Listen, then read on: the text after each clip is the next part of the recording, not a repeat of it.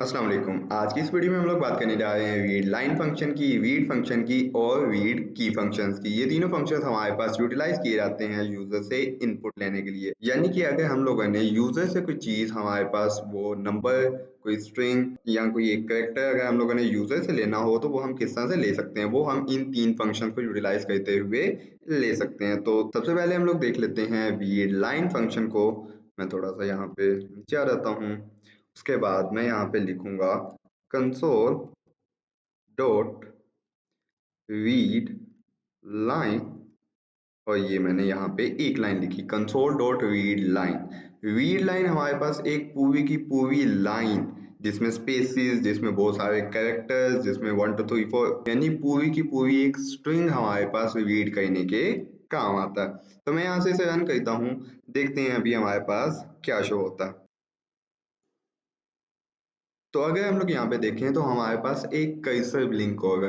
Cursor blink का मतलब ये है कि हमारा प्रोग्राम, आपने पहले देखा होगा यहाँ पे कुछ शो हो रहा था, कुछ execution time ejector ejector ejector, लेकिन अभी शो नहीं हो रहा। अभी वो एक लाइन यहाँ पे ब्लिंक, अभी यहाँ पे एक कर्सर जो है वो ब्लिंक करवा रहा है। वो कह रहा है कि मैं एक लाइन रीड करने को यहाँ पे एक्सपेक्ट कर रहा हूँ, यानी कि मुझे यहाँ पे यूजर से एक लाइन रीड करनी है, फिर ही आगे किसी दूसरे स्टेप के ऊपर मूव ऑन करना है। तो मैं यहाँ पे कोई भी एक लाइन लिखता हूँ, दिस इज अ लाइन, ठीक है।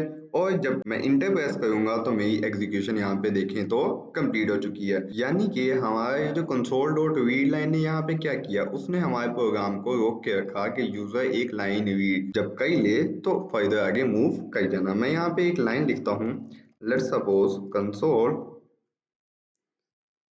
कंसोल डॉट राइट लाइन, और मैं यहाँ पे लिखता हूँ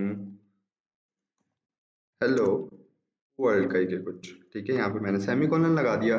अब मैं अगर इसे दोबारा से रन करूँ तो क्या होगा, हमारे पास यहाँ पे प्रोग्राम रन हुआ। अब देखो यहाँ पे मेरे पास हेलो वर्ल्ड लिखा हुआ नहीं आया। क्यों नहीं आया, उसने पहले कहा है कि पहले रीड लाइन कर लो, जब रीड लाइन हो जाए तो उसके बाद बाकी की एग्जीक्यूशन करनी है आपने, ठीक है। तो मैं यहाँ पे लिख देता हूँ दिस इज अ लाइन, ठीक है। अब देखो अब यहाँ पे मेरे पास हेलो वर्ल्ड लिखा हुआ आ गया, ठीक है। जैसे ही मैंने एक लाइन उसको लिख दी और इंटर प्रेस कर दिया, तब क्या हुआ, तब उसने जो फर्दर एग्जीक्यूशन थी वो स्टार्ट कर दी, ठीक है। अब हमारे पास यूजर ने एक लाइन रीड तो करवा दी, लेकिन ये रीड करके हम कहाँ पे स्टोर स्टोर कहीं पे भी नहीं होगी। ऐसे ही है ना। अभी सिर्फ और सिर्फ हम लोगों ने क्या किया, हम लोगों ने यूजर से इनपुट तो ले ली, अब हम कहते हैं इसको स्टोर। तो स्टोर कैसे होगी, क्योंकि एक पूरी लाइन है, तो पूरी लाइन स्टोर करने के लिए हमारे पास जो डेटा टाइप है वो है string. String str is equals to, अब क्या होगा, एक मेरे पास लाइन रीड होगी पूरी की पूरी, वो मेरे पास जाके स्ट्रिंग के अंदर स्टोर हो जाएगी। अब मेरे पास यहाँ पे स्टोर तो हो रही है, मैं चाहता हूँ कि चलो इस str को मैं स्क्रीन के ऊपर प्रिंट भी कर दूँ। तो मैं यहाँ पे स्पेस देता हूँ, यहाँ पे प्लस का साइन लगाता हूँ और str लिख देता हूँ, ठीक है। अब क्या होगा, मेरे पास यहाँ पे सबसे पहले यूजर से एक वो पूरी की पूरी लाइन इनपुट लेगा, उसको स्टोर करेगा इस str नामी वेरिएबल के अंदर, ठीक है, जिसकी डेटा टाइप क्या है, जिसकी डेटा टाइप स्ट्रिंग है। अब इस str को मैं यहाँ पे राइट लाइन के अंदर हेलो वर्ल्ड के फौरन बाद प्रिंट करवा रहा हूँ, ठीक है। तो मैं यहाँ से रन करता हूँ, तो उसने मेरे पास यहाँ पे एक लाइन वो मांग रहा है, ठीक है। मैं लिख देता हूँ this is a line, same thing, ठीक है। अब यहाँ पे देखो, यहाँ पे हेलो वर्ल्ड लिखा हुआ आया, और हेलो वर्ल्ड के बाद एक स्पेस थी छोटी सी, उसके बाद this is a line, same thing जो कि मैंने इनपुट दी थी वो मेरे पास यहाँ पे मैंने स्क्रीन के ऊपर शो करवा ली, ठीक है। तो इस तरह से अगर आपने पूरी की पूरी एक लाइन यूजर से इनपुट लेनी हो, पूरी की पूरी एक स्ट्रिंग यूजर से इनपुट में लेनी हो, तो आप इस तरह से कर सकते हैं, ठीक है। मैं इसे थोड़ा सा फॉर्मेट दे देता हूँ, लाइक यहाँ पे मैं थोड़ा सा कंसोल डॉट राइट कर देता हूँ, सिर्फ राइट कर देता हूँ, राइट लाइन नहीं करता। और यहाँ पे मैं राइट में लिख देता हूँ इंटर अ लाइन, ठीक है। यू इंटर, आई गेस थोड़ा सा अच्छा लगेगा। अब अगर मैं इसे रन करूँ यहाँ पे, तो मेरे पास इंटर लाइन लिखा हुआ आ गया। इससे यूजर को अब पता चल गया कि मैंने जो है वो पूरी की पूरी एक लाइन इनपुट देनी है। पहले तो वो कैसे ब्लिंक कर रहा था ना, कोई भी एक नॉर्मल पर्सन हो उसने प्रोग्राम खोला आगे कैसे ब्लिंक कर रहा था, वो तो कंफ्यूज हो जाएगा ना कि यहाँ पे मैंने क्या करना है। तो वहाँ पे आप यूजर को लिखवा सकते हो इस तरह से, नेसेसरी कुछ भी नहीं है यहाँ पे। जैसे कि पहले भी वो लाइन रीड कर रहा था, लेकिन ये लिखने से क्या होगा, ये लिखने से ये होगा, यूजर को पता चल जाएगा कि मैंने इनपुट में यहाँ पे देना क्या, प्रोवाइड क्या करना है। ठीक है, प्रोग्राम चाह क्या रहा है कि मैं क्या करूँ। तो यहाँ पे बेसिकली एक लाइन एक्सपेक्ट हो रही है। तो अब अगर मैं कुछ भी करूँ, this is a this is a line, तो अब थोड़ा सा अच्छा लगेगा। You inter this is a line. तो इंटर अ लाइन लिखने का जो पर्पस था वो सिर्फ और सिर्फ ये था कि यूजर को पता चल जाए कि उसने क्या लिखना है, यहाँ पे क्या चीज प्रोवाइड करनी है हमें। ठीक है, ओके। तो ये था हमारा रीड लाइन का फंक्शन। उसके बाद आ जाता है हमारे पास रीड का फंक्शन। मैं यहाँ पे इसे कमेंट कर देता हूँ और चलते हैं अपने रीड का फंक्शन के ऊपर। अब हमारा रीड का फंक्शन क्या कहता है। रीड का फंक्शन बेसिकली हमारे पास यूजर से एक कैरेक्टर, ये क्या कर रहा था, ये पूरी की पूरी एक लाइन इनपुट ले रहा था ना। अब हम क्या करेंगे, एक कैरेक्टर यूजर से इनपुट करवाएंगे और उस एक कैरेक्टर की आस्की वैल्यू बेसिकली हमारे पास आएगी। अगर हम एबीसी करें ना, तो ए की जो आस्की टेबल में हमारी वैल्यू है, जो हम लोगों ने लास्ट वीडियो में देखा था, तो ए की जो आस्की वैल्यू होगी ना, वो वैल्यू हम लोग यूजर से वो हम लोग अपने पास ले सकते हैं। तो हम कैसे करेंगे उसको, उसके लिए हम करेंगे, मैं यहाँ पे कहता हूँ console dot, sorry right line कर लेते हैं पहले, और यहाँ पे लिख देते हैं इंटर अ करेक्टर। ठीक है, और मैं यहाँ पे लगा देता हूँ सेमीकोलन। ठीक है, फिर मैं लिखूंगा console dot, sorry console dot read. Okay, और यहाँ पे मैं इसे स्टोर करवा लेता हूँ आस्क की वैल्यू। अब आस्क की वैल्यू चूंकि इंटीजर में होगी, तो मैं यहाँ पे इंटीजर में स्टोर कर लेता हूँ। Let suppose a is equals to console dot read.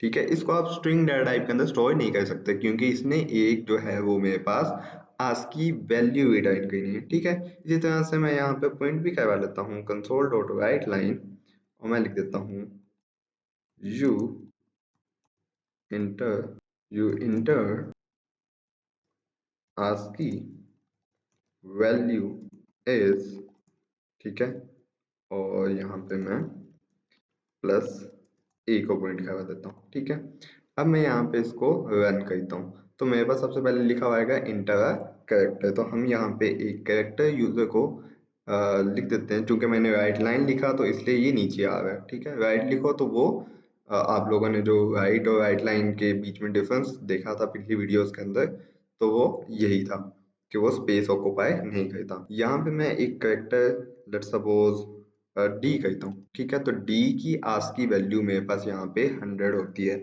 हमने आस्की टेबल देखा था, आप लोग चाहो तो वेरीफाई भी कर सकते हो इसको।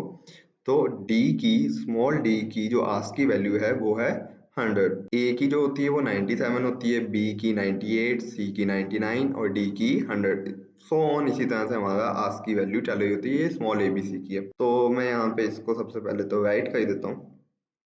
तो मेरे पास ये जो रीड है, इस रीड ने क्या किया, इस रीड ने मेरे पास एक वैल्यू, एक कैरेक्टर मेरे पास यूजर से लिया और उसके रेलिवेंट जो भी आस्क की वैल्यू थी, वो वैल्यू इस ए के अंदर इंटीजर वैल्यू स्टोर करवा दी। ठीक है, इसी तरह से मैं कहता हूँ यू इंटर्ड, और अब मैं इसको क्या कहता हूँ, इसको कन्वर्ट कर देता हूँ। इसको मैं चाहता हूँ कि जो कैरेक्टर है ना, मुझे कैरेक्टर ही मिले। ठीक है, तो मैं यहाँ पे सॉरी इसको ऐसे करूँगा और ये मेरे पास ऐसे आ जाएगा।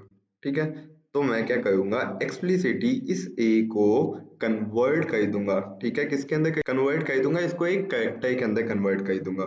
ठीक है, इससे क्या होगा, इससे जो भी यूजर ने कैरेक्टर इंटर किया होगा ना, जो भी उसकी आस्क की वैल्यू होगी, लेट सपोज 100 थी, तो यहाँ पे आएगा 100, और 100 जब कैरेक्टर के अंदर कन्वर्ट होगा, ठीक है, जब हम उसको एक्सप्लिसिटी कन्वर्ट करवाएंगे, तो क्या होगा, वो उसका जो एक्चुअल वैल्यू है लाइक डी हमारे पास स्क्रीन के ऊपर पॉइंट हो जाएगा। देखते हैं अभी रन करके इसको।